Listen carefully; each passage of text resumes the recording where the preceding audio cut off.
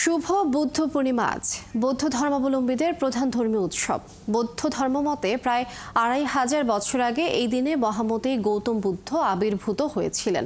গৌতম বুদ্ধের জন্মদিন, বোধিজ্ঞান ও মহাপরিনির্বাণ লাভ, এই তিন স্মৃতি বিজড়িত বৈশাখী পূর্ণিমা বিশ্বের বৌদ্ধ সম্প্রদায়ের কাছে বুদ্ধ পূর্ণিমা নামে পরিচিত। অহিংসা, সাম্য, মৈত্রী ও প্রীতির বন্ধনেই গৌতম বুদ্ধের মূল জীবন দর্শন। দিনটি উপলক্ষে বৌদ্ধ বিহারগুলোতে বুদ্ধ পূজা, প্রদীপ প্রজ্বালন, শান্তি শোভাযাত্রা, ধর্মীয় আলোচনা সভা, সমবেত প্রার্থনা ও আলোচনার সভার আয়োজন করা হয়েছে। দিবসটি উপলক্ষে বাংলাদেশ ও বিশ্বের বৌদ্ধ সম্প্রদায়কে আন্তরিক শুভেচ্ছা ও অভিনন্দন জানিয়ে বিবৃতি দিয়েছেন প্রধান উপদেষ্টা। তিনি বৌদ্ধ ধর্মাবলম্বীদের সুখ, শান্তি ও দীর্ঘ জীবন কামনা করেন। রাজধানী বিভিন্ন বৌদ্ধ বিহারে ধর্মীয় ভাব গাম্ভীর্য নানা আনুষ্ঠানিকতার মধ্য দিয়ে উদযাপিত হচ্ছে বুদ্ধ পূর্ণিমা। এ নিয়ে আরো খবর জানবো দর্শক। আমাদের সাথে এই মুহূর্তে যোগ দিচ্ছেন সহকর্মী মনির মিল্লাত। মিল্লাত, বুদ্ধ পূর্ণিমা উপলক্ষে কি আনুষ্ঠানিকতা চলছে এই মুহূর্তে এবং দিনটিকে নিয়ে কি বলছেন বৌদ্ধ ধর্মাবলম্বীরা, বিস্তারিত জানাবেন। বড় ধর্মীয় উৎসব শুভ বুদ্ধ পূর্ণিমা। আজকে সকাল থেকে আমরা দেখছি যে রাজধানীর যে বৌদ্ধ বিহার যেগুলো রয়েছে সে সমস্ত বিহারে বৌদ্ধ ধর্মের মানুষের প্রচণ্ড রকম ভিড়, প্রচণ্ড গরম। তার মধ্যে আমরা দেখছি যে বিভিন্ন বয়সী মানুষজন, বৌদ্ধ ধর্মের অনুসারী, তারা নতুন পোশাক পরে এই দিনটি উদযাপন করবার জন্য বিহারগুলোতে আসছেন। আমি এই মুহূর্তে রাজধানীর মেরুল বাড্ডার যে আন্তর্জাতিক বৌদ্ধ বিহার রয়েছে সেই বিহারে আছি।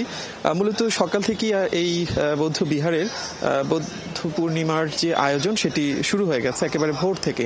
আমরা যেটি জেনেছি যে সকালে প্রার্থনা হয়েছে একেবারে ভোর বেলাতে, এবং তারপর থেকে আসলে বৌদ্ধ ধর্মের যারা অনুসারী রয়েছেন তারা একে একে আসতে শুরু করেন। আর এখন আসলে যে ছবিটা আপনারা দেখতে পাচ্ছেন এটি মূলত বলা হচ্ছে বোধি বৃক্ষ, অর্থাৎ গৌতম বুদ্ধ যে বৃক্ষের নিচে বসে বোধিজ্ঞান লাভ করেছিলেন সেই একই প্রজাতির একটি গাছ, যেটিকে বৌদ্ধ ধর্মের মানুষজন বোধি বৃক্ষ বলে থাকেন, সেই গাছের নিচে বৌদ্ধ ধর্মের অনুসারীরা তারা গৌতম বুদ্ধের পূজা করছেন, প্রার্থনা করছেন। তার ঠিক পাশে আমরা দেখছি যে এখানে প্রদীপ প্রজ্বলনের যে আনুষ্ঠানিকতা সেটি সম্পন্ন হচ্ছে। আর মূল যে বিহার রয়েছে সেখানে ধর্মীয় আলোচনা, প্রার্থনা এগুলো আসলে এই মুহূর্তে চলছে।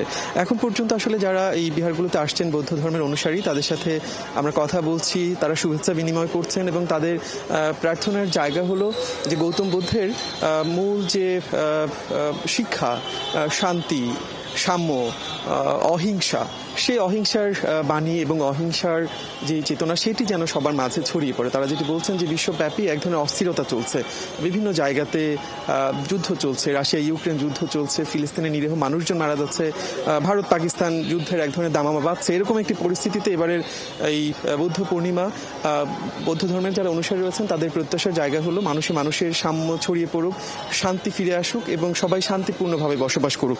সকালের এই আয়োজন বলা চলে যে একেবারেই শেষের দিকে আছে। বিহারের যে প্রার্থনা সেটি আমরা ধারণা করি যে হয়তো আর 10 মিনিটের মধ্যেই শেষ হয়ে যাবে।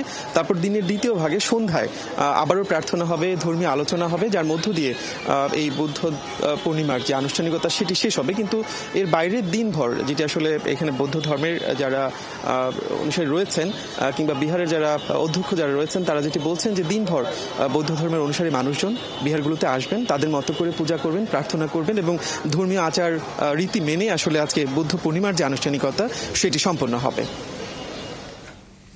মনির মিল্লাত, অসংখ্য ধন্যবাদ যুক্ত হবার জন্য।